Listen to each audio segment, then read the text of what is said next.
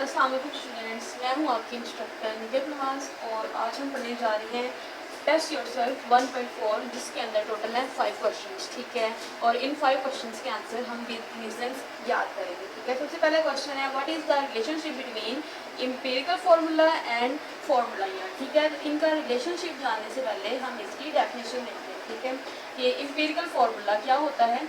ये होता है simplest whole number ratio of atoms in a compound। ठीक है, एम्पिरिकल फॉर्मूला होता है simplest whole number ratio of atoms in a compound, यानी कि एटम्स की एक कंपाउंड के अंदर जो सिंपलेस्ट होल नंबर रेशियो होती है वो एम्पिरिकल फॉर्मूला कहलाती है। फॉर एग्जांपल ग्लूकोज जो ऑलरेडी हम डिस्कस किया था, ग्लूकोज का फॉर्मूला क्या होता है? C6H12O6। ठीक है, तो अब अगर इसका हमने एम्पिरिकल फॉर्मूला निकालना है तो इसमें हमने नंबर ऑफ एटम्स हैं सेपरेट करने हैं, यानी कि कार्बन कितने हैं यहाँ पे 6 हैं। ठीक है, और हाइड्रोजन कितने हैं 12 इंटू ऑक्सीजन कितने हैं यहाँ पे 6। ठीक है, अब हमने वो नंबर चूज करना है जिस पे ये डिवाइड हो सके। ठीक है, अब 6 1 ज़ा 6, 6 2 ज़ा 12 और 6 1 ज़ा 6। ठीक है, इट मीन्स दैट कि ये जो है इसका सिंपलेस्ट होल नंबर रेशियो है। ठीक है, ग्लूकोज का, यानी कि एक कार्बन है, 2 हाइड्रोजन है और 1 ऑक्सीजन है। CH2O is the simplest whole number ratio of the unit. Formula unit होता है simplest whole number ratio of ions in ionic compounds. ठीक है, यानी कि ये भी क्या है सिंपलेस्ट होल नंबर रेशियो है, लेकिन ये क्या है आयंस की है और ये एटम्स की है सिंपलेस्ट होल नंबर रेशियो। ठीक हो गया, ये आयनिक कंपाउंड के लिए और ये सिंपल कंपाउंड्स के लिए यूज होती है। ठीक है, अब फॉर्मूला यूनिट है ये क्या है? फॉर एग्जांपल इसकी ले लो NaCl। ठीक हो गया, NaCl ये है, ये क्या एक आयनिक कंपाउंड है। ठीक है, और इसका क्या है 1:1, यानी एक ही क्लोरीन यूज हुआ है और एक ही यहाँ पे सोडियम यूज हुआ है। ठीक हो गया, तो अब देखना यहाँ पे रिलेशनशिप। अब रिलेशनशिप इन दोनों में किस चीज़ का है? रेशो का। ठीक है, क्या है ये रेशो? इसके अंदर भी रेशो यूज होती है सिंपलेस्ट होल नंबर की रेशो, और इसमें भी क्या होती है सिंपलेस्ट होल नंबर रेशो। ठीक है, दोनों के अंदर ये रिलेशन है रेशो का। Okay, then now second question is how can you differentiate between empirical formula and molecular formula। यानी कि इसमें हम इस क्वेश्चन में हमने empirical formula और molecular formula के दरमियान में डिफरेंसेस लिखने हैं। ठीक है, तो सबसे पहले अगर इनकी डेफिनेशन देखी जाए तो इसकी डेफिनेशन होती है, पहला पॉइंट इसका होगा डिफरेंस का। ठीक है, तो डिफरेंस है कि empirical formula क्या होता है? Simplest whole number ratio of atoms in a compound। ठीक है, और मोलिकुलर फॉर्मूला क्या होता है? Actual number of atoms. ठीक है, actual number of atoms in a molecule. ठीक है, अब now the second difference इसका है कि ये both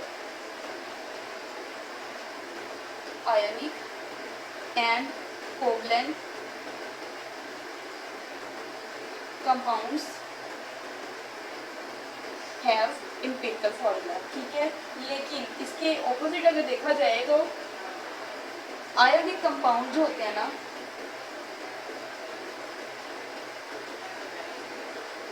does not have molecular formula.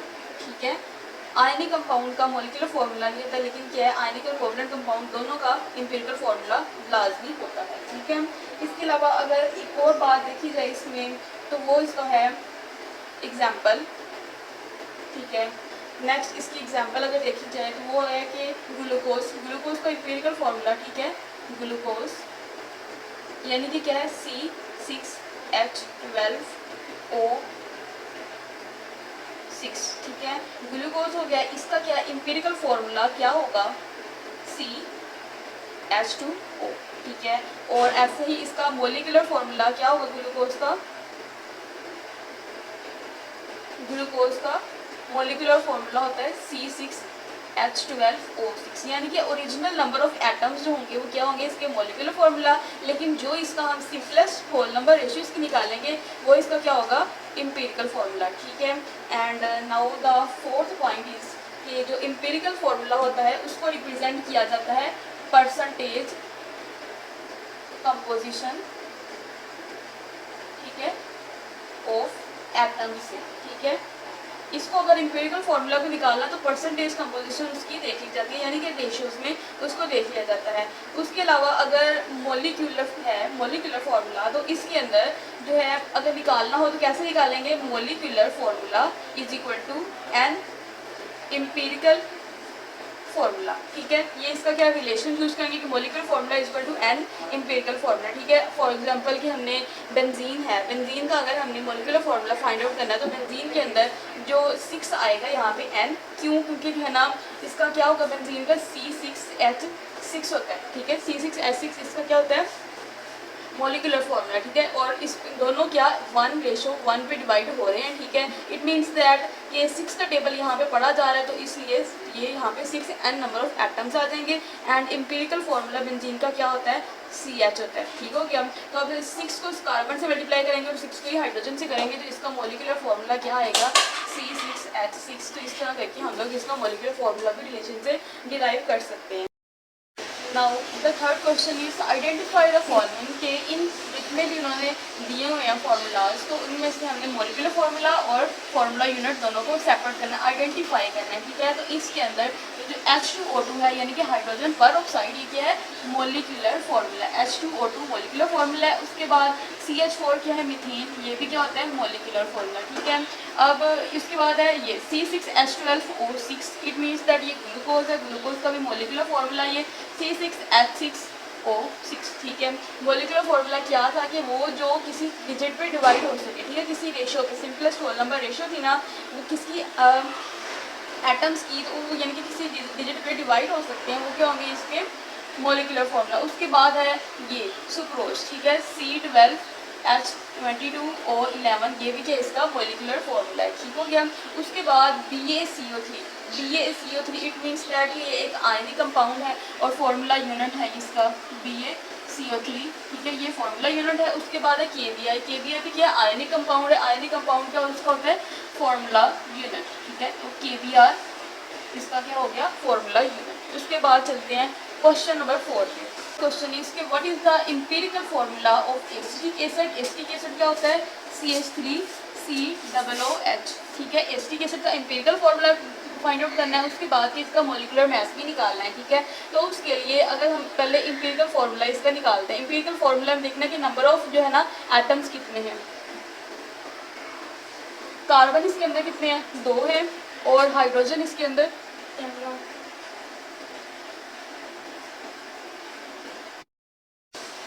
उसके बाद जो ऑक्सीजन है ऑक्सीजन कितने हैं 2, ठीक है। तो इसका एम्पिरिकल फार्मूला क्या होता है कि हमने सिंपलेस्ट होल नंबर रेशियो के अंदर इसको कन्वर्ट करना है। इट मीन्स दैट कार्बन कितने यहाँ पे 2 हैं और हाइड्रोजन कितने हैं 4 हैं और ऑक्सीजन फिर कितने हैं 2 हैं, ठीक है। इसको आप 2 के टेबल पे डिवाइड करेंगे, 2 1s are 2, 2 2s are 4 and 2 1s are 2 again हो गया, ठीक है।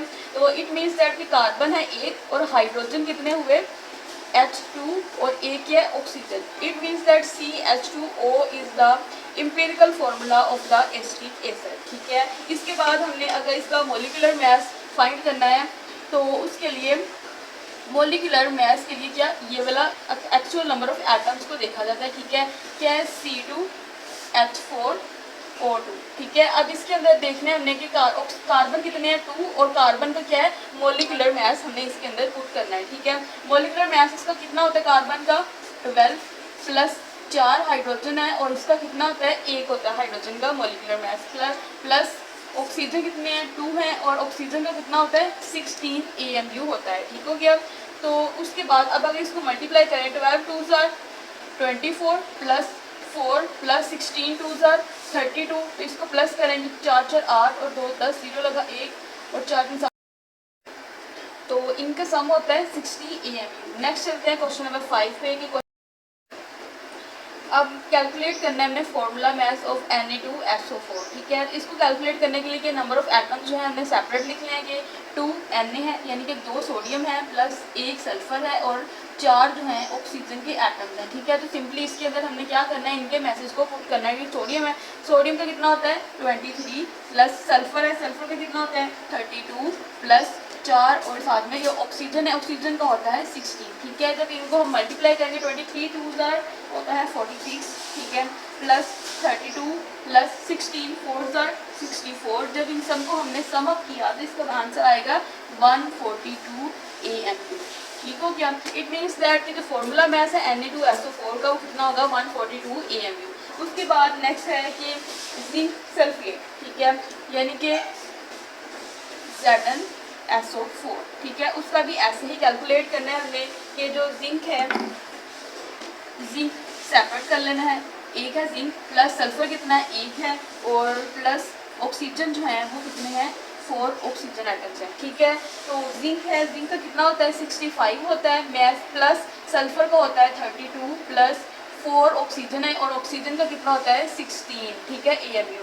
इसके अब इसको जब हम सम अप करेंगे तो सम अप करके यदि 16 4 ज़ार को अगर 64 आ जाएगा प्लस 32 प्लस 65 करेंगे तो इसका आंसर आएगा 161 AMU। ठीक है, यानी कि जो जिंक सल्फेट है इसका फॉर्मूला मैथ होगा 161 AMU। उसके बाद लास्ट इज कॉपर कार्बोनेट। ठीक है, तो कॉपर कार्बोनेट का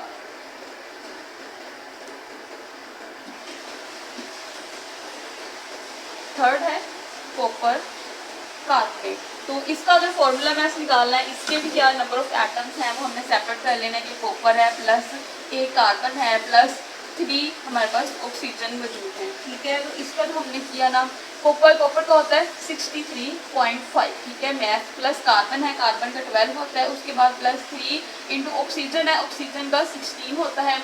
जब इनको हमने प्लस किया 63.5 प्लस 12 प्लस 16 3 ज़ार 48 और फिर इन सबको जब हम प्लस करेंगे 63.5 प्लस 12 प्लस 48, जब इन तीनों को हमने सम अप किया तो बन जाएगा ये 123.5 AMU। ठीक हो गया। एक मिनट की जो कॉपर कार्बोनेट है इसका 123.5 AMU इसका फॉर्मूला मैथ होगा। ठीक है, तो इस तरह का ये क्वेश्चन नंबर 5 भी कंप्लीट हुआ। ठीक है, होप आपको सब क्वेश्चन अच्छे से समझ आ गए होंगे। नेक्स्ट वीडियो में हम नेक्स्ट टॉपिक डिस्कस करेंगे। वीडियो अच्छी लगे तो इसे लाइक शेयर सब्सक्राइब जरूर कीजिएगा। थैंक यू, अल्लाह हाफिज़।